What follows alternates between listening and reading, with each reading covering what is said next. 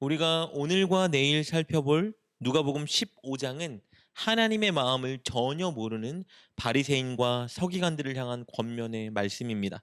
예수님은 그들을 향해 하나님 아버지가 가장 기뻐하는 것이 무엇인지, 하나님 아버지의 마음은 어떠한지에 대해 말씀해 주십니다. 당시 많은 세리와 죄인들이 예수님의 말씀을 듣기 위해 예수님께 몰려들고 있었습니다. 예수님은 기쁨으로 그들을 맞아주셨고 심지어 그들과 식사 교제도 하셨습니다.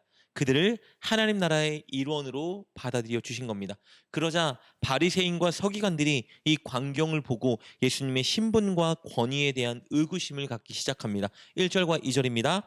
모든 세리와 죄인들이 말씀을 들으러 가까이 나아오니 바리새인과 서기관들이 수군거려 이르되 이 사람이 죄인을 영접하고 음식을 같이 먹는다 하더라. 우리가 앞서 나눴던 것처럼 당시의 식사 교제는요, 끼리끼리의 친목을 더욱 다지는 행위였습니다. 우리는 같은 레벨의 끼리끼리 사람이야, 저들과는 달라. 이런 경계를 설정하고 결속을 다지는 행위였습니다. 그래서 당시 식사 교제는 나와 비슷한 사회적인 지위와 명예, 그리고 경제적인 위치를 가진 사람들과만 이루어지곤 했습니다. 그런데 예수님이 세리와 죄인들을 영접하고 그들과 식사 교제를 가지셨습니다. 당시에 세리와 죄인들은 사회에서 가장 부정직하다고 여겨지고 멸시받는 대상이었습니다. 구원받지 못할 자라 여김받던 자들입니다. 하나님 나라에 결코 들어갈 수 없을 것이다 정죄받던 사람들이었어요. 그런 그들과 예수님이 식사하고 있으니 바리새인과 서기관들은 예수님의 신분과 권위 그리고 그분의 위상을 의심할 수밖에 없었던 것이죠. 예수님의 권위를 깎아내릴 수밖에 없었습니다. 그러나 여기서 오해하지 말아야 될 것은요, 예수님께서 결코 세리와 죄인들의 행위를 칭찬하는 것은 아니라는 겁니다. 죄인들을 옹호한 것도 아닙니다. 또 그들처럼 예수님이 죄인도 아닙니다. 다만 죄인인 그들이 회개했기 때문에, 그리고 예수님을 믿고 진리의 말씀을 듣고 따르고자 했기 때문에 그들을 영접하시고 그들과 식사하신 것입니다. 예수님은 이렇게 자신의 신분과 권위를 의심하는 바리새인과 서기관들에게 당신께서 회개한 죄인들과 함께 하시는 그 이유를 설명하기 시작하십니다. 총 세 가지 비유를 통해 그것을 설명하시는데요. 오늘은 두 가지 비유를 살펴보도록 하겠습니다. 첫 번째 비유는 잃어버린 양을 찾은 목자의 비유입니다. 4절 말씀입니다. 너희 중에 어떤 사람이 양 100마리가 있는데 그 중에 하나를 잃으면 99마리를 들에 두고 그 잃은 것을 찾아내기까지 찾아다니지 아니하겠느냐. 양 100마리를 가지고 있는 목자에게는 양 100마리 모두가 다 소중합니다. 그런데 그 중에 양 한 마리가 무리의 대열에서 이탈하여 사라졌습니다. 진정한 목자라면 99마리의 양이 있기 때문에 잃어버린 한 마리쯤이야 라고 생각하지 않습니다. 다 너무 소중한 양이기 때문에 99마리의 양을 안전한 곳에 두고 잃어버린 한 마리의 양을 찾으러 갑니다.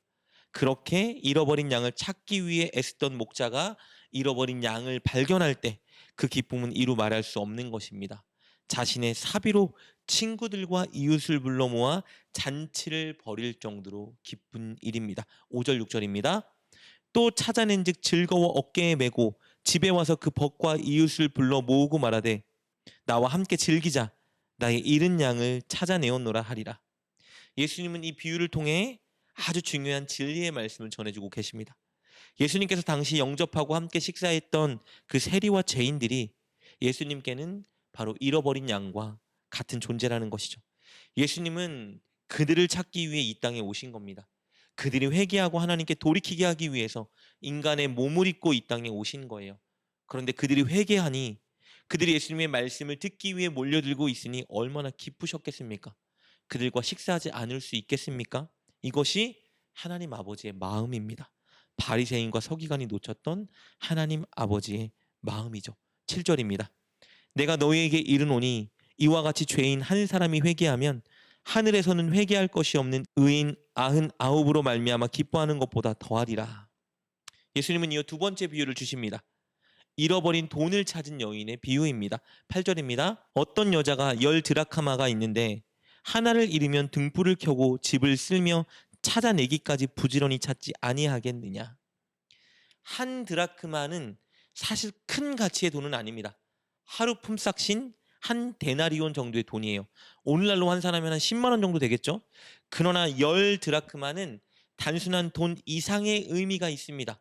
이것은 보통 당시 신부들이 결혼 지참금으로 받았던 돈이고 가족의 생계에 어려움이 생길 때 그때를 위한 비상금이었다고 합니다.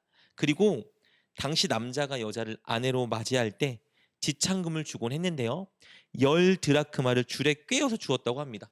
이것을 받은 여자는 머리 장식으로 이것을 달기도 했다고 합니다. 그런데 이 장식 중에 하나라도 빠지면 장신구의 역할을 못했다고 합니다. 그러니 잃어버린 한 드라크마, 그것은 적은 돈 이상의 의미를 가졌던 것이죠. 첫째, 남편에게 받은 결혼 선물과 같은 거예요. 그리고 둘째, 가족이 경제적으로 어려워질 때 그들을 먹일 수 있는 비상금이었습니다. 그러니 이것 중 한 드라크마를 잃어버린 여인은 그것을 찾기 위해 엄청 애쓰겠죠. 그것을 찾았을 때 그 기쁨은 말로 표현할 수가 없을 것입니다. 9절입니다.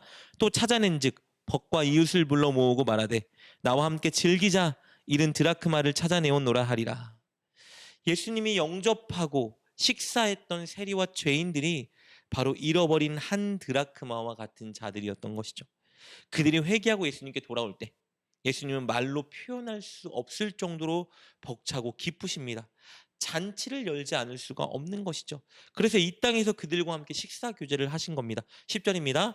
내가 너희에게 이르노니 이와 같이 죄인 한 사람이 회개하면 하나님의 사자들 앞에 기쁨이 되느니라. 그렇다면 오늘 본문을 통해서 우리는 하나님을 가장 기쁘게 하는 것이 무엇인지 발견할 수 있습니다. 그것은 죄인이 회개하고 하나님께 돌아오는 것입니다. 세상의 가치관에 찌들어 살고 죄악에 빠져 살던 이전의 삶을 버리고 예수님 말씀을 듣고 예수님 말씀대로 살아갈 때 하나님은 가장 기뻐하십니다. 이것이 하나님 아버지의 마음입니다. 그러나 바리새인과 서기관은 이 하나님 아버지의 마음을 전혀 알지 못했던 것입니다. 사랑하는 여러분, 저와 여러분 한 사람 한 사람은 하나님께 가장 소중한 존재입니다. 우리가 예수님을 믿는 순간 하나님은 가장 기뻐하셨습니다. 우리는 이것을 깨달아야 합니다. 우리가 예수님을 사랑하고 예수님 말씀에 순종할 때 하나님은 가장 기뻐하십니다. 그리고 이것이 진리라면 우리가 하나님을 또 기쁘게 할 수 있는 일이 있습니다. 그것은 우리 주변에 하나님을 모르는 수많은 자들, 믿지 않는 수많은 자들, 그들을 하나님께 인도하는 것입니다. 그럴 때 하나님은 다른 무엇보다 기뻐하실 것입니다. 바리새인과 서기관들은 이 진리, 이 하나님의 마음을 몰라 죄인을 영접하고 함께 식사하는 예수님을 이상하다 했지만 그 순간이 사실은 하나님이 가장 기뻐했던 순간입니다. 오늘 저와 여러분 주변에 잃어버린 영혼들이 너무 많습니다. 그들을 주님께 인도하기 위해 그들을 마음에 품고 기도하십시오. 그리고 언제가 될지 모르지만 그들이 주님께 돌아오는 그 순간까지 섬김과 전도로 그들의 마음의 문을 계속 두드리십시오. 그렇게 하나님을 기쁘게 하기 위해 노력하는 저와 여러분 되시길 주님의 이름으로 축복합니다. 기도하겠습니다. 하나님, 우리가 주님의 기쁨이 되기 원합니다. 우리가 주님을 사랑하고 말씀에 순종함으로 하나님을 기쁘게 하는 자가 되게 하여 주옵소서. 그리고 우리 주변에 하나님을 떠난 수많은 자들을 주님께로 인도하기 위해 노력하는 우리가 되게 하여 주옵소서. 그리하여 늘 하나님을 기쁘게 해드리는 우리가 되게 하여 주옵소서. 예수님의 이름으로 기도드립니다. 아멘. 오늘 말씀을 통해 깨닫고 결단한 것은 무엇입니까? 그것을 붙들고 하나님께 기도합시다. 그리고 그렇게 실천하며 하루를 살아가는 여러분 되시길 주님의 이름으로 축복합니다.